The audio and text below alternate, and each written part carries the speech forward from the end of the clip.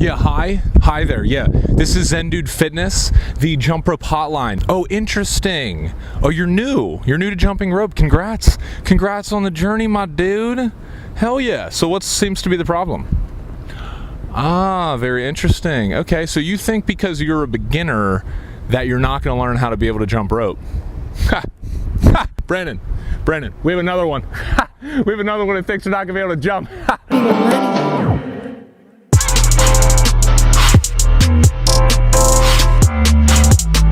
What's up, players? What's going on, Zen Dude Nation? This is Dan Whitmer, and today I'm going to be teaching you how to jump rope if you are a beginner. Now, we have released a video on how to jump rope, 6 basic steps. It's linked up, check that out if you haven't already.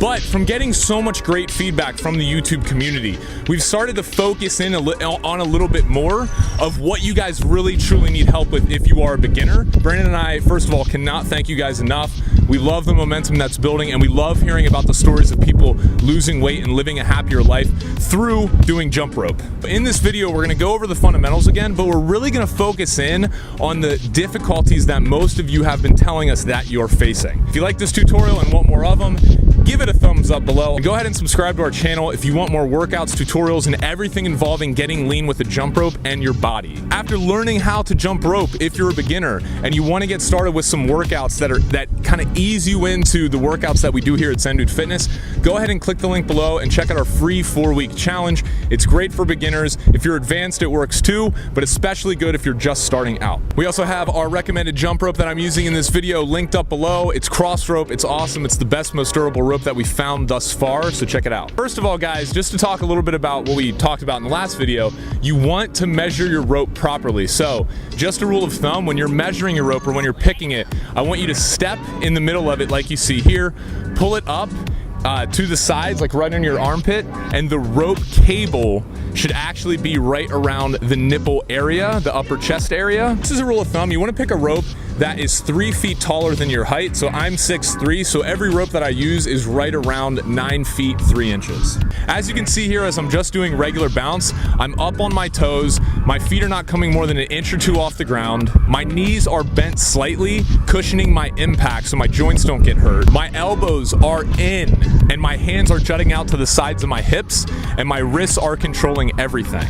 Now, a mistake that most people make when starting out that we get a lot of feedback about is they do 2 jumps, as you see here, for every time the rope swings around. I want you guys to get rid of this mentality and start. It's the easier way to jump rope, but it's not the correct way. And if you start off doing that, it's gonna be a lot harder to get yourself into just doing 1 skip for every rope turn. Okay, so what I want you guys to do is start off by just hopping. 1, 2, 3, 4, 1, 2, 3, 4, and get that consistent rhythm down and get used to counting, and then envision the rope spinning 1 time underneath you every time you do that. Now that brings me to my next point, guys. This might seem a little bit difficult at first, but let's incorporate the rope, and all I want you guys to do is practice swinging through 1 time and then stopping. So if you notice here, I'm just putting the rope behind my back, swinging it once underneath my legs, counting 1 and stopping, and then I'm resetting and I'm doing that again. All right, good. Now that we have that, let's move up to 2 times. So just keep the rope steady and then go 1, 2. As you can see here, I'll give you guys a little bit of time to get this down. And as you see here, I'm just going 1, 2, and then stopping. 1, 2, and then stopping. Good, guys. Now I want you to move up to 3. 1, 2, 3, and stop. 1, 2, 3, and stop. What this is doing is training your mind to always associate 1 rope skip with 1 time jumping your feet instead of 2 times jumping your feet. And this is essential if you want to spin the rope fast, if you want to be able to do a lot of tricks, and just overall, you know, look like a ninja. The next thing I want you guys to focus on is jumping only 1 to 2 inches off the ground. A lot of people, when they first start out jumping rope, is they jump too high off the ground, and this causes shin splints, it causes aches and pain in their knees and ankles, and it's just unnecessary, guys. If you jump rope correctly, it is a low impact sport or exercise that is actually better for you than jogging. So guys, the only trick where we're jumping higher off the ground is really the double under, or any trick where you're swinging the rope more than 1 time through in 1 hop. So for everything else, most tricks included, you're just gonna be coming 2 inches off the ground at most, maybe a little bit higher sometimes as you watch me here, but you want to maintain those bent knees and just cushioning every single hop that you have so you can jump rope for longer periods of time without any pain. So guys, I want to talk about your arms. Now, a lot of people, when they start out jumping rope, they have these very stiff arms, as you can see here in this footage. And what this does is it does not allow the rope to be tight when spinning around them. So they're really working their shoulders super hard. But the problem is there's no forearm or wrist action, so the rope is not spinning around tight. An analogy that I like to use is, think of a baseball player. If there's a pitcher and he has the ball like this and he's throwing it with a straight arm, first of all, he's not going to be able to throw it that hard, and he's probably not going to have that much accuracy, as opposed to if he winds up like this and coils it and kind of spins his arm around and throw it. You can throw it much faster if you bend your arm. The same applies to jumping rope. You're not going to be able to spin the rope fast and keep it tight if your arms are super stiff like this. You need to make sure you're getting in proper arm motion with your forearms. So keep the elbows in, let the forearms and the wrists do everything. They're gonna make sure that the rope stays tight as it spins around, which will allow you to go faster and do more tricks.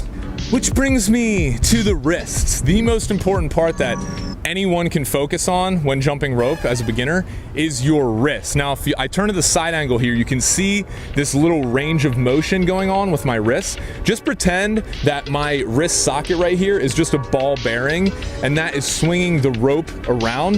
That's how you keep it tight, and that's how, if you notice here in this footage, it looks like I'm pretty effortlessly spinning the rope super fast. It's all my wrists. I'm treating my wrist just like a ball bearing while slightly bending my arms at 90-degree angles to keep the rope tight. Putting all this together, when you start out practicing, I think it's super important for beginners not to go 5 to 6 times a week like Brandon and myself do now, and like many of our other advanced jump ropers do. I'd recommend, like I said, starting out with the 4-week challenge and just doing 2 to 3 workouts per week and having at least 1, maybe 2 rest days in between your workouts to save your body from the pain or some of the shin splints and aches that can come along when you're starting to jump rope.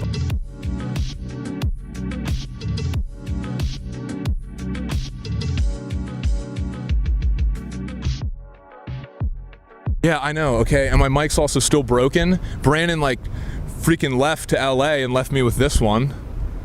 What a friend, huh? Calls me his brother. I don't know where the brotherhood is there, you know?